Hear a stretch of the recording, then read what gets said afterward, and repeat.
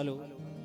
भगवान की है आरती, आरती, पापियों को पाप से है तारती, पापियों को पाप से है तारती। श्री भागवत भगवान की है आरती, आरती, पापियों को पाप से है तारती, पापियों को पाप से है तारती।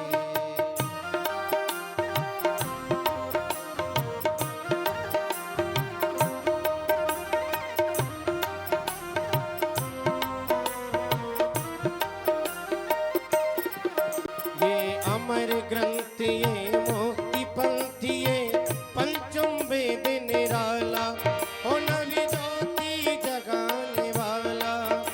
ये अमर ग्रंथ ये मोक्ति पंथी ये पंचम वेद निराला ओ नवी ज्योति जगाने वाला।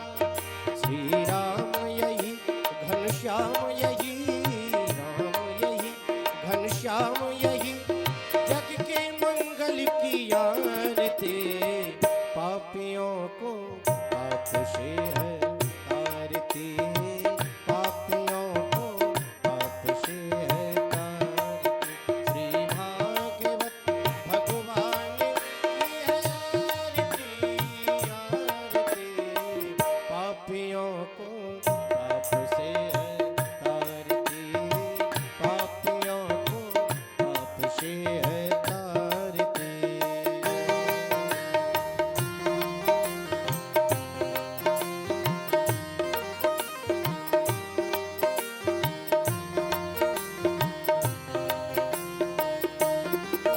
ये शांति गीत पावन पुनि पापों को मिटाने वाला ओ हरि दरस कराने वाला।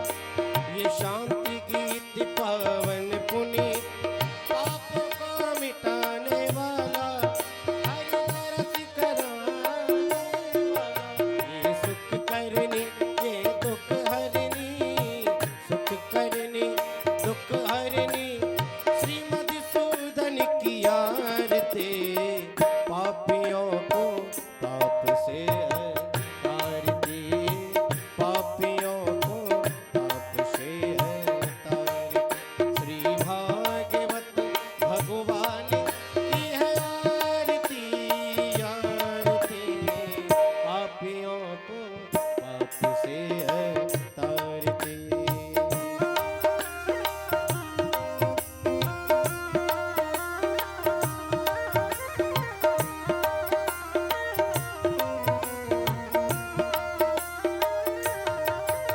ये मधुर बोल जगो फंद को शति मार्ग दिखाने वाला ओ बिगड़ी को बनाने वाला। ये मधुर बोल जगो फंद को शति मार्ग दिखाने वाला ओ बिगड़ी को बनाने वाला।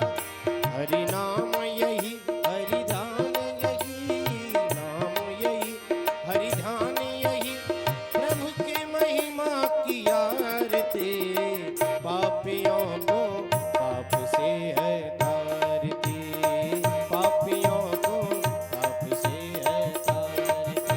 श्री भागवत भगवान की है आरती, आरती, पापियों को पाप से है तारती।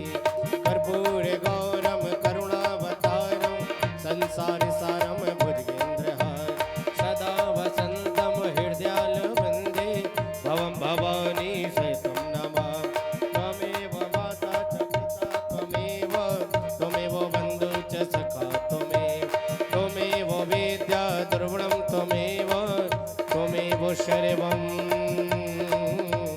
मम देव देव। बोलिए श्री वृंदावन बिहारी लाल की, श्रीमद् भागवत महापुराण की। भाई इतने लोग हैं, जयकारा तो जोर से लगाना चाहिए। बोलिए हनुमान जी महाराज की, श्री शंकर भगवान की, श्रीमद् भागवत महापुराण की, श्री सिद्ध बाबा महाराज की जय जय श्री राधे। सभी लोग अपने स्थान पर विराजमान हो जाए। मंगल कथा का आनंद।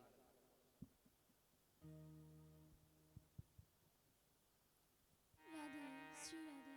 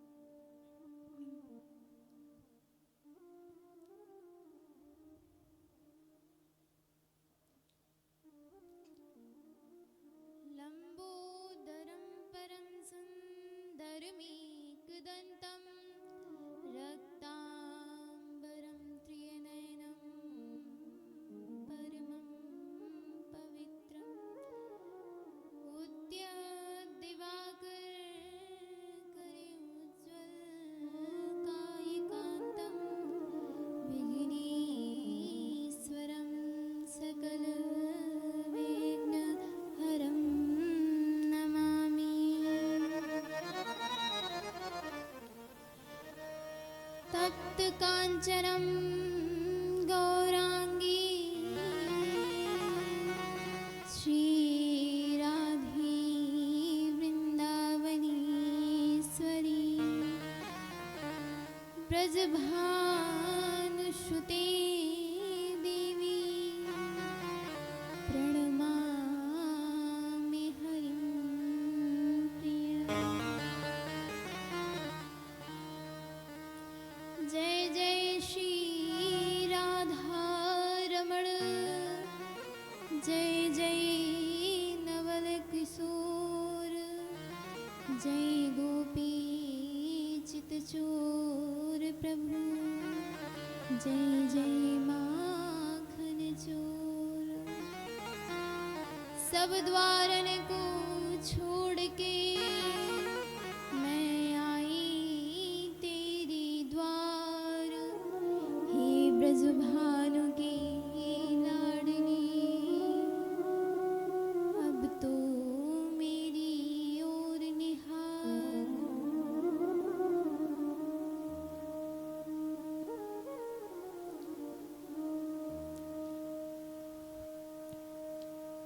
परम मंगलमयी परात्पर अखंड कोटि ब्रह्मांड नायक जगत नियंता जगदाधीश भगवान बाल कृष्ण लाल एवं हम सबकी लाडली प्रियाजन श्री राधा रानी के चरणों में बारंबार प्रणाम।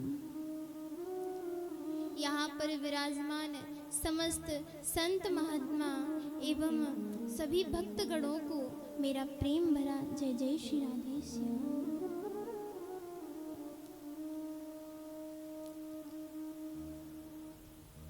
आइए कुछ क्षण भगवान का भगवान नाम संकीर्तन करके फिर भागवत में प्रवेश करेंगे।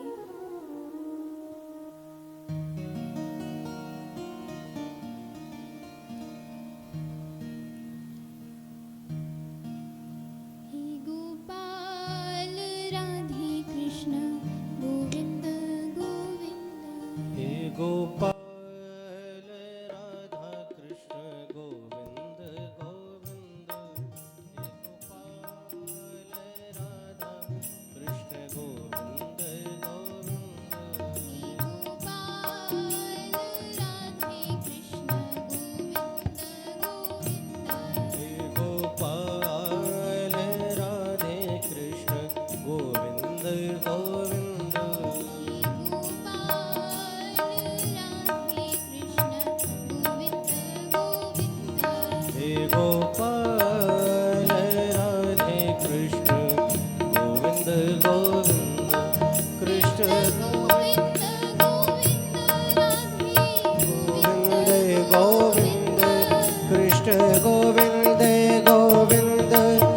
राधे गोविंद गोविंद कृष्ण गोविंद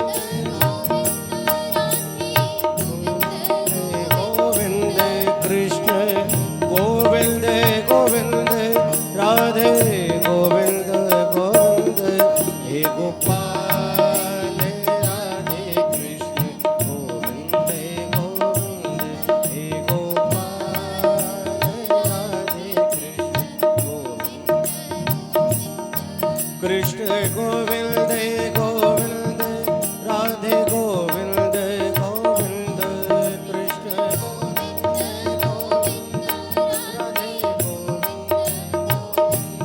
कृष्ण गोविंद गोविंद राधे गोविंद गोविंद कृष्ण गोविंद गोविंद राधे गोविंद गोविंद हे गोपाल राधे कृष्ण गोविंद गोविंद हे गोपाल राधे कृष्ण गोविंद गोविंद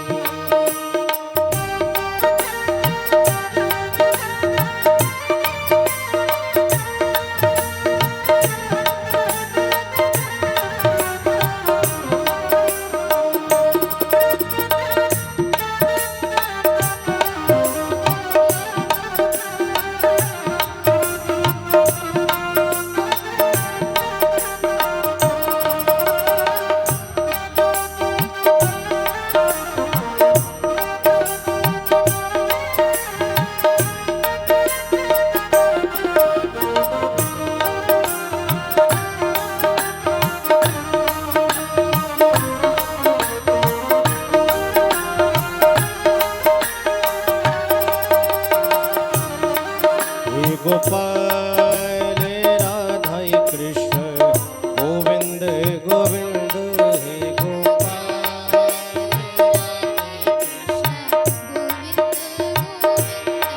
कृष्ण गोविंद गोविंद राधे गोविंद गोविंद कृष्ण गोविंद गोविंद राधे गोविंद गोविंद कृष्ण गोविंद गोविंद राधे गोविंद गोविंद कृष्ण गोविंद गोविंद राधे गोविंद गोविंद हे गोपाल राधे कृष्ण गोविंद गोविंद हे गोपाल राधे कृष्ण गोविंद गोविंद हे गोपाल राधे कृष्ण गोविंद गोविंद हे गोपाल राधे कृष्ण गोविंद गोविंद हे गोपाल राधे कृष्ण गोविंद गोविंद हे गोपाल राधे कृष्ण गोविंद गोविंद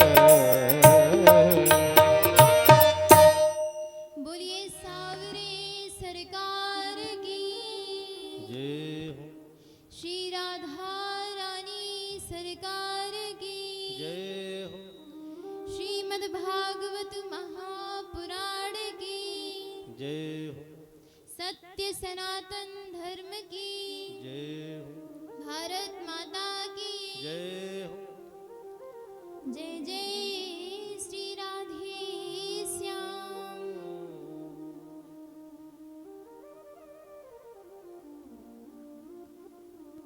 इस अवधपुरी के पावन प्रांगण में हम सभी बैठकर श्रीमद् भागवत की कथा को श्रवण कर रहे हैं। यहाँ पर हम सभी एकत्रित हुए हैं, इसका क्या लक्ष्य है, क्या कारण है? हम सभी इस भागवत को श्रवण कर रहे हैं, इसका क्या लाभ है? इस भागवत को श्रवण करने से क्या होगा? ये भागवत जी क्या है? ये भागवत जी साक्षात भगवान कृष्ण का वांगमय स्वरूप है। तेनेयम वांगमय मूर्ति प्रत्यक्षा वर्तते हरि।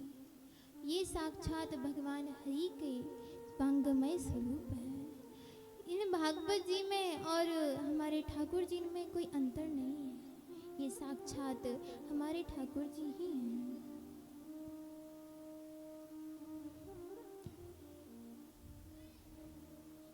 और इस कथा को श्रवण करने से क्या होगा?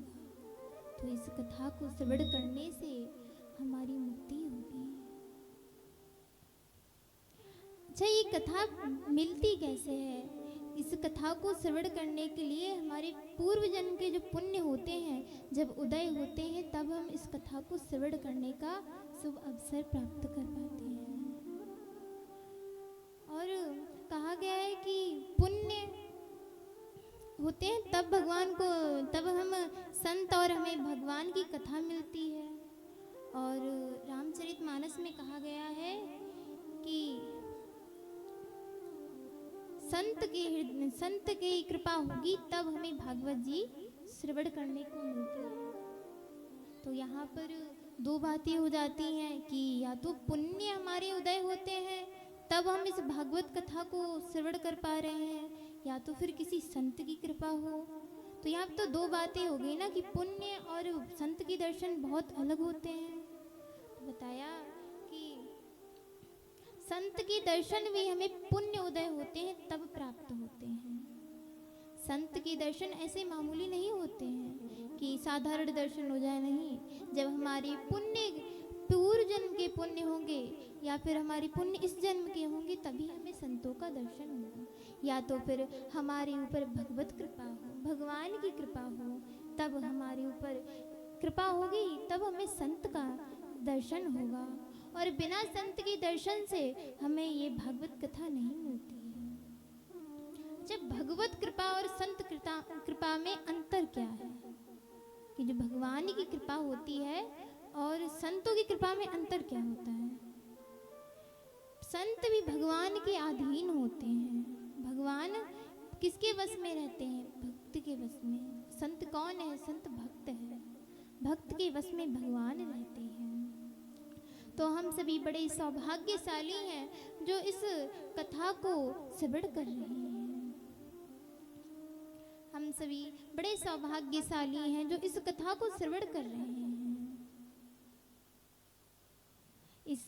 ये कथा बड़ी ही दुर्लभ है, ये देवताओं को भी नहीं मिलती। हम सब बड़े सौभाग्यशाली हैं जो हमें ये मानुष योनि मिली है, क्योंकि जो देवता होते हैं उन देवताओं को भी ये जो भगवत कथा ही नहीं मिलती है। बड़े बड़े जो देवता होते हैं वे विचार करते हैं कि हम भी इस कथा को श्रवण कर पाएं।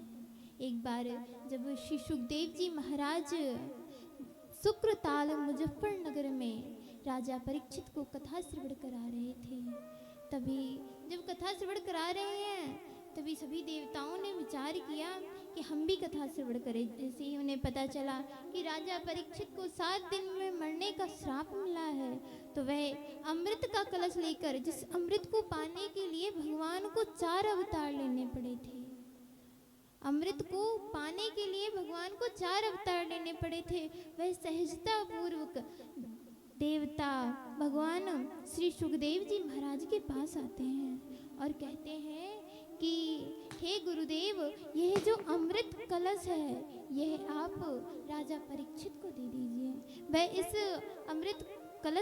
अमृत का पान कर लें, वह इस अमृत का पान कर लें जिससे उनकी मृत्यु टल जाएगी। और आप ये जो भगवत कथा है, भगवत अमृत है, इस अमृत को हमें पान करा दीजिए। जब श्री सुखदेव जी महाराज ने ये सुना कि श्री सुखदेव जी महाराज से ये जब ये सुना तो देवताओं से कहते हैं, बड़ी जोर से हंसते हैं और कहते हैं कि अरे मूर्खो, कहाँ तुम कांच के टुकड़े से ये मणि की तुलना करते हो? ये कहाँ साधारण सा टुकड़ा है कांच का, और हमारी जो भागवत है ये साक्षात बहुमूल्य मणि है, तुम इसकी बराबरी कर रहे हो? इसकी कैसे बराबरी कर रहे हो तुम? कहाँ कांच का टुकड़ा और कहाँ बहुमूल्य मणि? अगर तुम श्रोता बनकर आते तो इस कथा को मैं तुम्हें अवश्य पान कराता, अवश्य श्रवण कराते, लेकिन तुम तो सौदागर बनकर आए हो, और जो सौदागर होता है वह समान वस्तु की सौदागर होती है की जाती है, समान वस्तु की अदला बदली की जाती है, ना कि ऊंचे नीचे की। कहाँ भागवत और कहाँ ये अमृत कलश?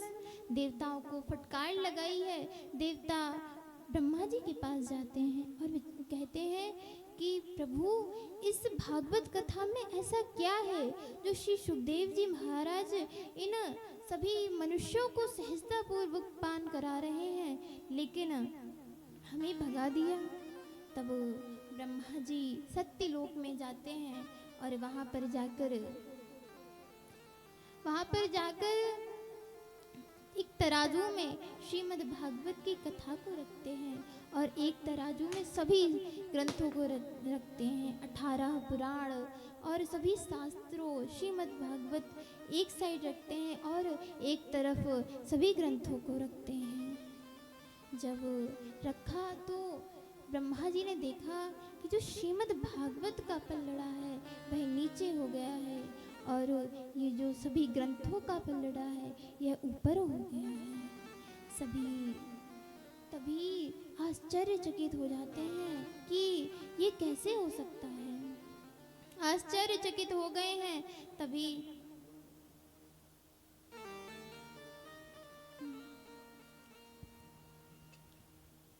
तभी ब्रह्मा जी ने सभी लोगों में घोषित कर दिया कि ये जो भागवत की कथा है यह कोई कथा नहीं है, ये साक्षात भगवान का ही स्वरूप है।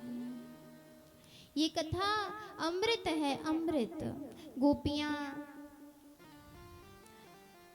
विरह गीत में कहती हैं, गोपी गीत में कहती हैं। ये कथा हमारे षष्ठम दिवस में आएगी, आप सभी श्रवण करेंगे। इस कथा में गोपियां कह रही हैं कि हमारे शरीर में ये जो रोम रोम है इसमें श्याम बस रहे हैं, कृष्ण बस रहे हैं।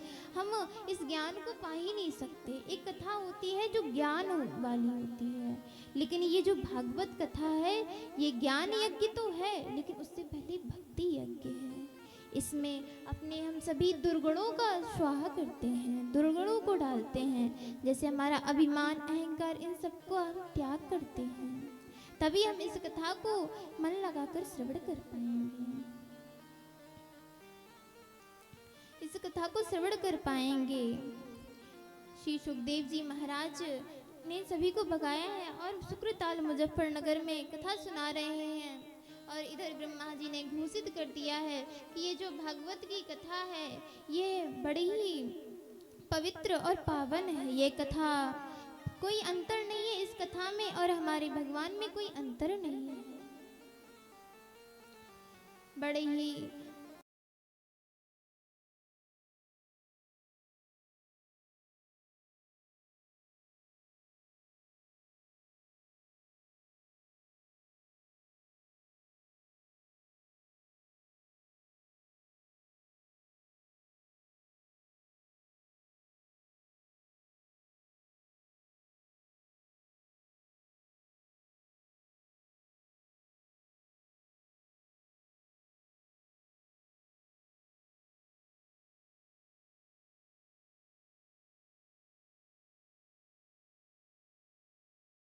वह हमें दवाई देगा, हम जिस दुकान पर जाएंगे वही सामान देगा।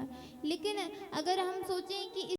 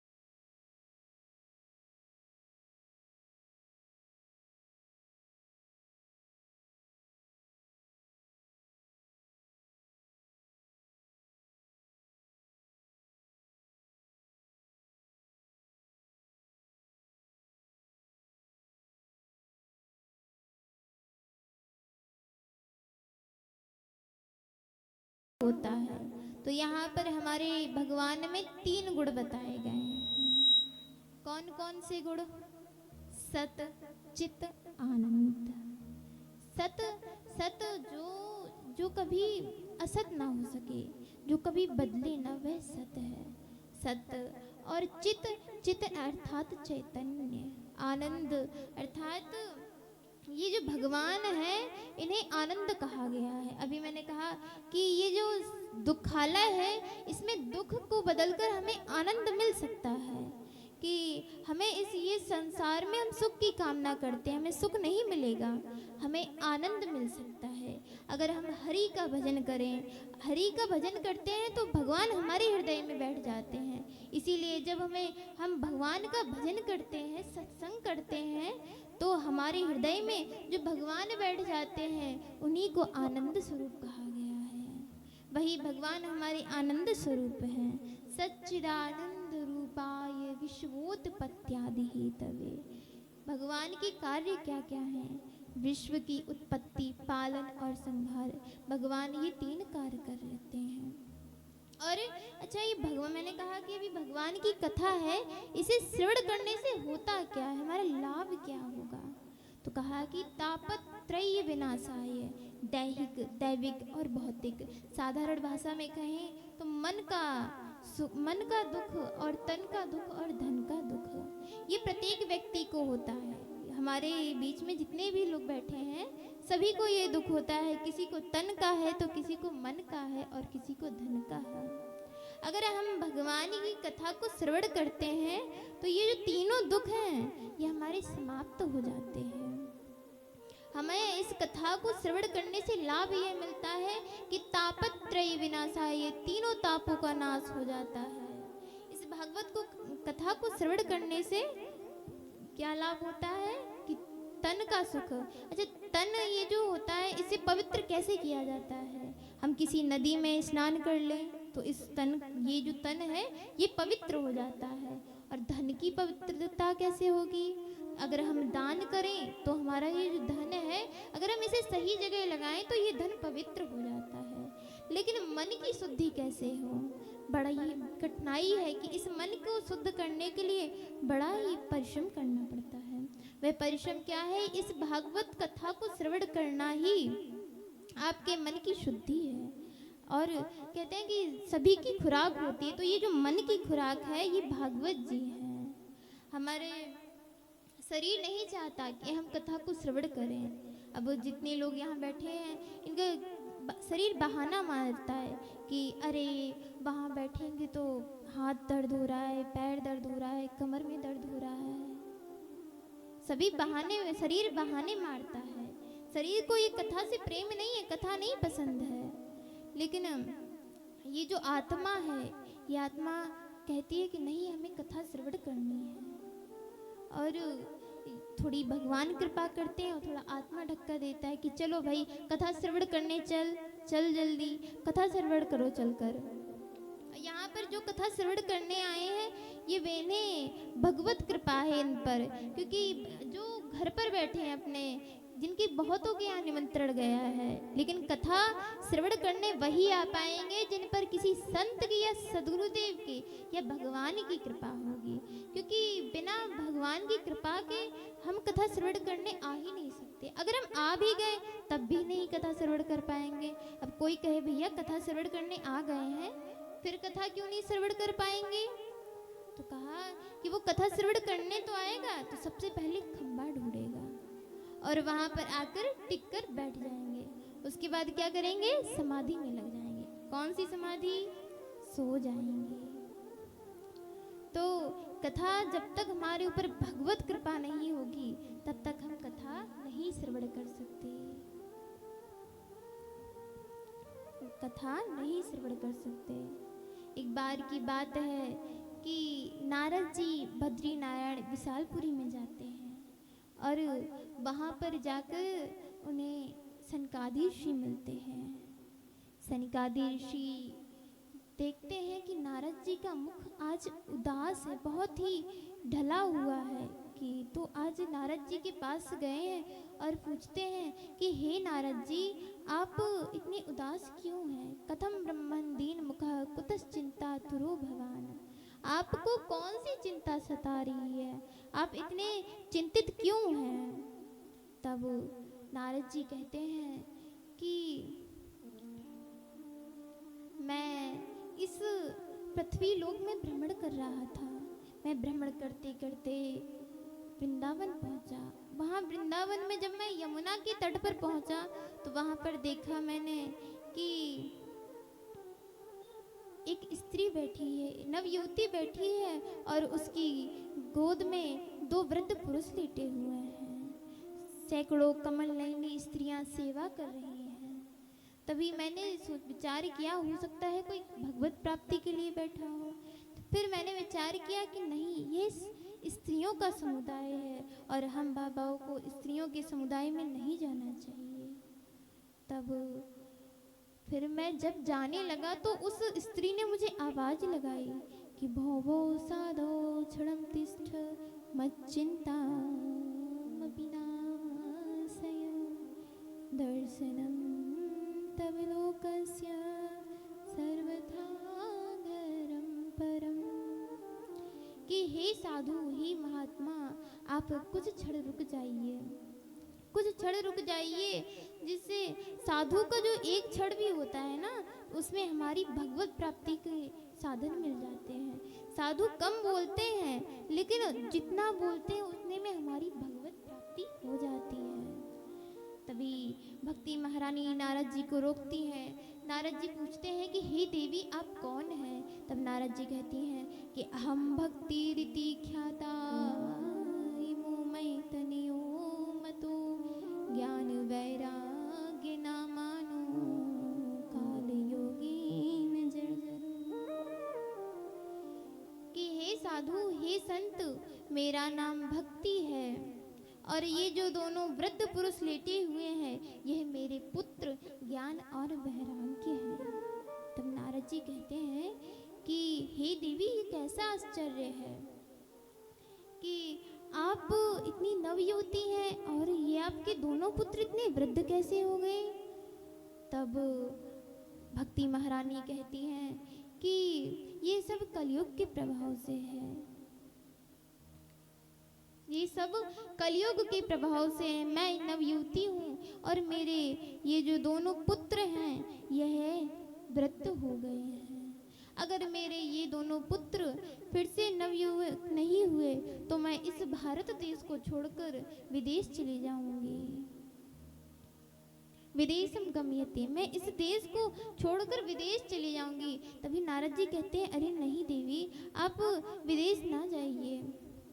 तब भक्ति महारानी कहती हैं कि हे नारद जी, आप हमारे पुत्रों पर कृपा कीजिए, आप हमारे पुत्रों को ठीक कीजिए। आपकी एक दृष्टि पड़ी थी तो ध्रुव जी महाराज को भगवान के दर्शन हो गए थे, प्रहलाद जी को भगवान मिल गए थे, अब हमारे पुत्रों पर भी दृष्टि डाल दीजिए।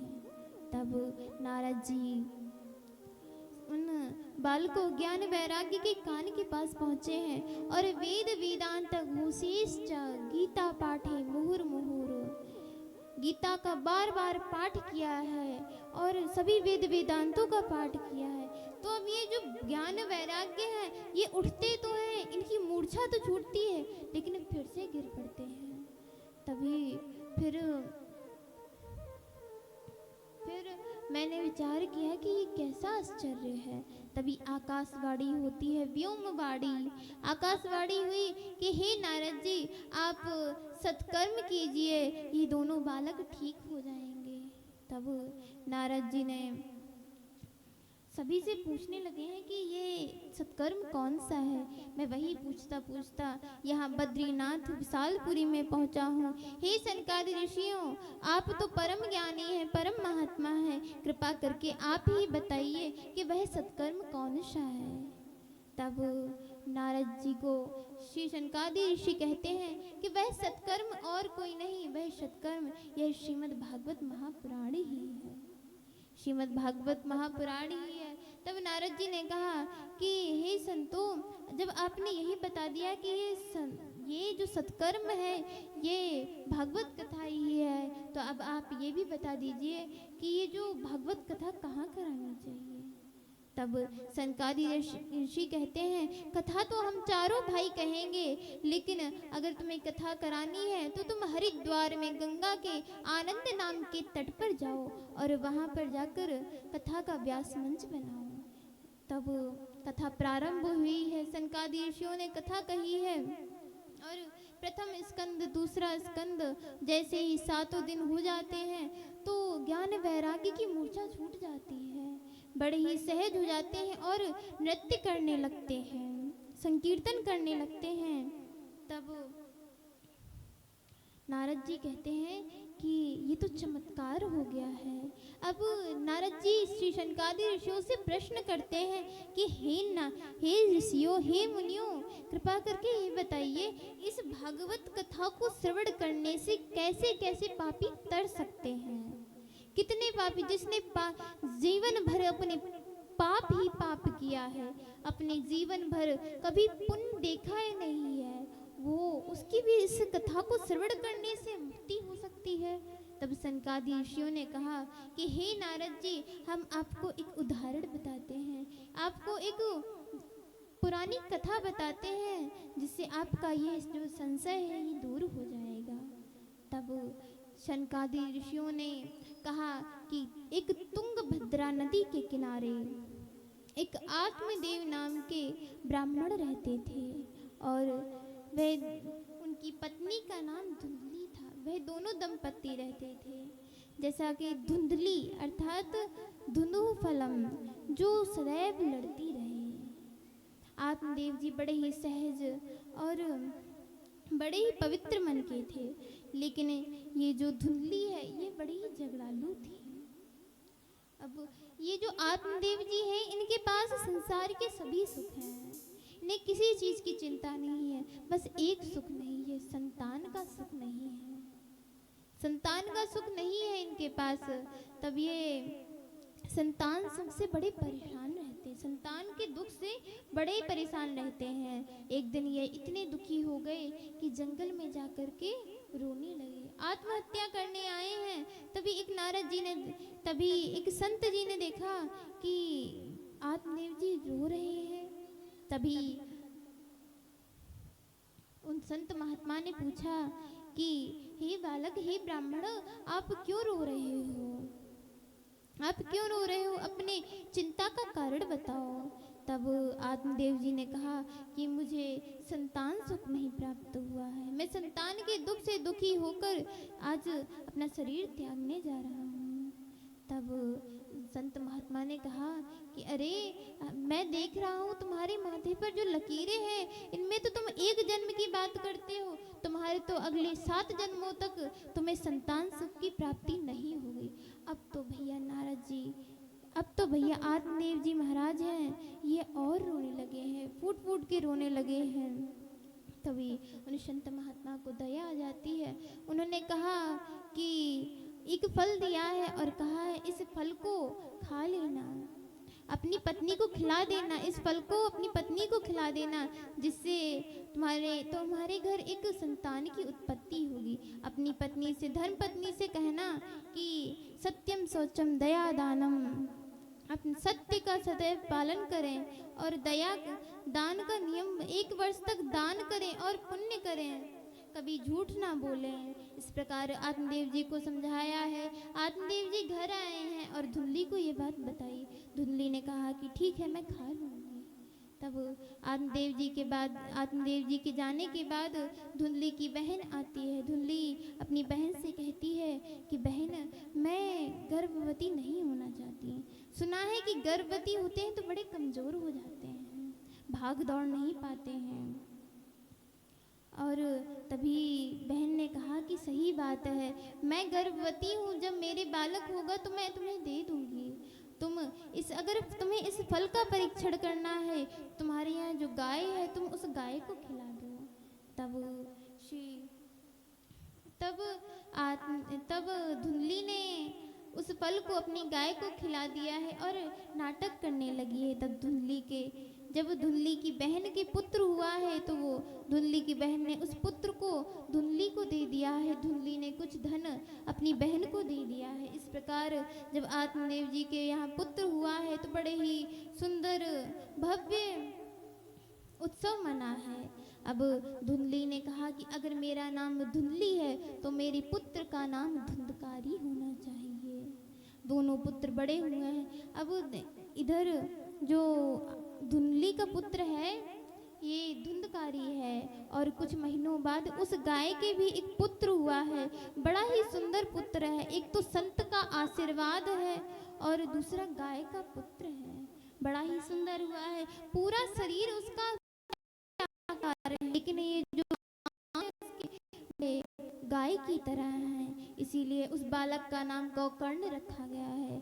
आत्मदेव जी ने दोनों का पालन पोषण किया है। दोनों बड़े हुए हैं तो दोनों बड़े विपरीत हुए हैं। एक तो महाखल हुआ है तो एक बड़े विद्वान हुए हैं। जो गोकर्ण जी महाराज हैं बड़े विद्वान हुए हैं, लेकिन ये जो धुंधकारी महाखल हुआ है, यह जब बालकों के साथ खेलता है तो खेल खेलता है जब तक इसकी इच्छा होती है, मन होता है, लेकिन जैसे ही इसका मन भर जाता है तो यह कुएं में कूद जाता है। कुएं में सभी बालकों को फेंक देता है और आत्मदेव जी बड़े परेशान होते हैं। दोनों बालक बड़े हो जाते हैं। अब ये जो धुंधकारी है ये मदिरा पान करने लगा है। तभी आत्मदेव जी अब बहुत परेशान हो जाते हैं। आत्मदेव जी धुंधकारी को रोकते हैं तो ये जो धुंधकारी है यह आत्मदेव जी को मारता पीटता है। आत्मदेव जी परेशान होकर आत्महत्या करने जाने लगे।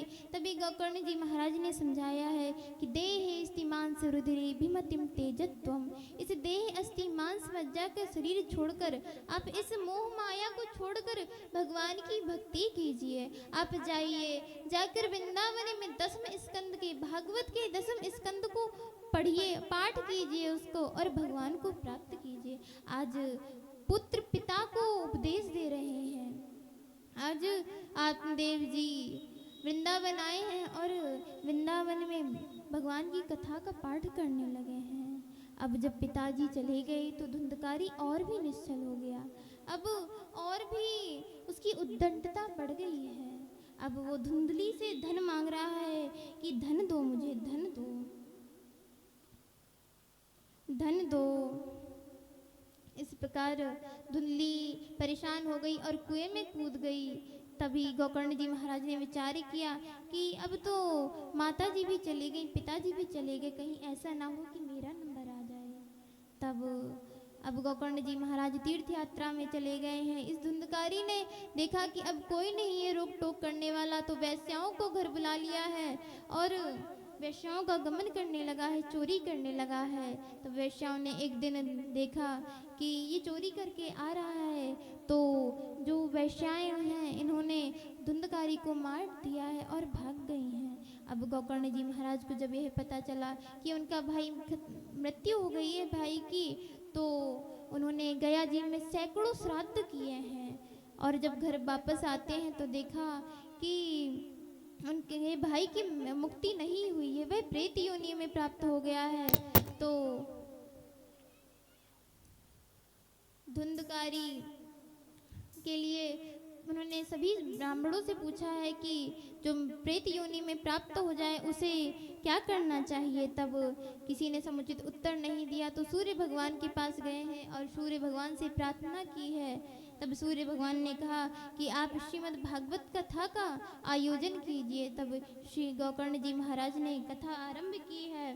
तभी जो धुंधकारी है यह 7 घाट के बांस में बैठ जाता है और कथा प्रारंभ हुई। 7 दिन बीते तो 7 दिनों में 7 गांठ फूट गई हैं और धुंधकारी देवता स्वरूप में आ जाता है। धुंधकारी को लेने के लिए भगवान के पार्षद आते हैं। तभी गोकर्ण जी महाराज उन पार्षदों से पूछते हैं कि अत्रे बहवः सन्ति श्रोतारु मम निर्मला, ये जो संत हैं सभी कथा श्रवण करने वाले हैं, इन सभी को के लिए विमान क्यों नहीं आया है, केवल धुंधकारी के लिए क्यों आया है। तब उन्होंने उन्होंने कहा कि सभी ने कथा को मन लगाकर श्रवण किया है, लेकिन ये जो सभी ने कथा को मन लगाकर श्रवण तो किया है लेकिन मनन नहीं किया है, चिंतन नहीं किया है। लेकिन ये जो धुंधकारी है इसने कथा का मनन चिंतन किया है, इसीलिए इसके लिए विमान आया है। गोकर्ण जी महाराज ने पुनः कथा प्रारंभ की है और अब सभी जितने भक्तगण हैं सभी के लिए विमान आते हैं और भगवान कृष्ण स्वयं गोकर्ण जी महाराज को लेने आते हैं। तभी गोकर्ण जी महाराज के लिए भगवान आते हैं और जैसे ही भगवान आते हैं तो भगवान के पार्षद आ जाते हैं, सभी भक्तगण आ जाते हैं। प्रहलाद दस्ताल धारी तरल गति तया चौदह कांसीधारी।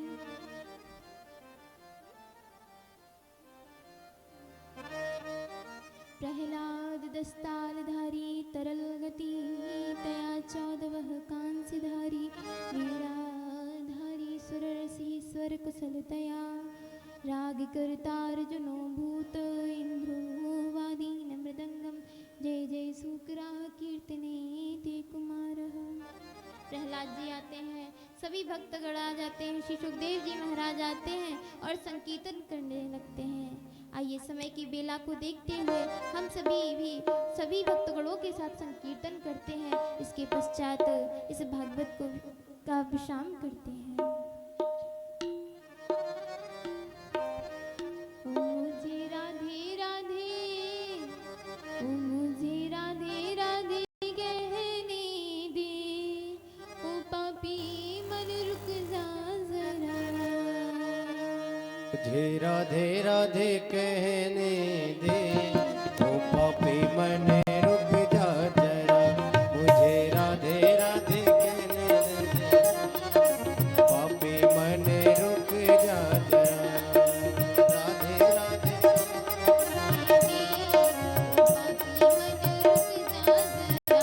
मुझे राधे राधे रुक जा जरा।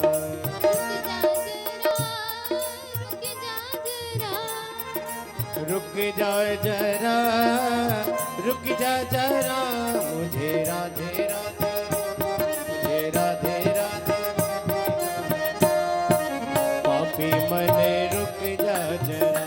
मुझे राधे राधे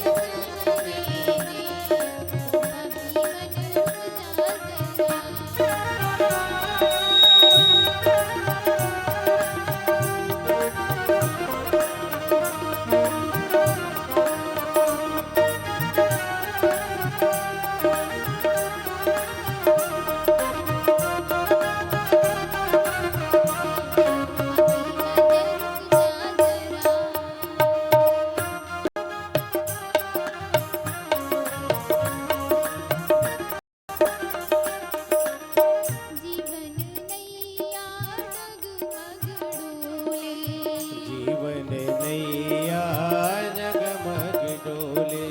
जीवन नैया डगमग डोले। जीवन नैया डगमग डोले।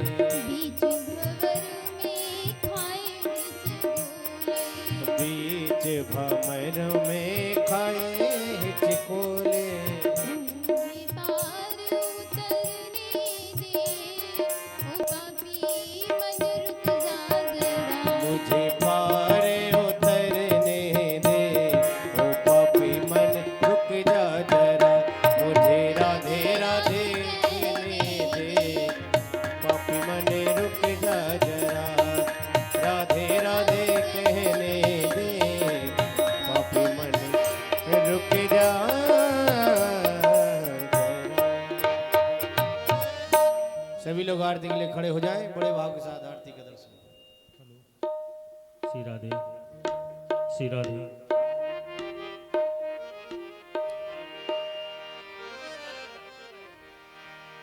श्री राधे। हरि ओम चंद्रमा मनसो जातचुजो सूर्यो अजायतः श्रोत्रादोश्च प्राणश्च मुखादग्निरजायत। श्री के बिहारी तेरी आरती गाओ। बाके बिहारी तेरी आरती गाओ। प्यारे शीस पे सोहे, प्यारी बंसी मेरो मन मोए, देख छवि में तो बलि बलि जाऊं, बांके बिहारी तेरी आरती गाऊं। चरणों से निकली है गंगा प्यारी, जिसने सारी दुनिया है तारी, उन चरणों के मैं दर्शन पाऊं, बांके बिहारी तेरी आरती। श्री हरिदास के प्यारे तुम हो, मेरे संवरिया जीवन धन हो, युगल छवि तेरे मन में बसाऊं, बांके बिहारी तेरी आरती गाऊं। सिया राम जय राम जय जय राम, सिया राम जय जय सिया राम, सिया राम जय जय राम, सिया राम जय जय सिया राम, सिया राम जय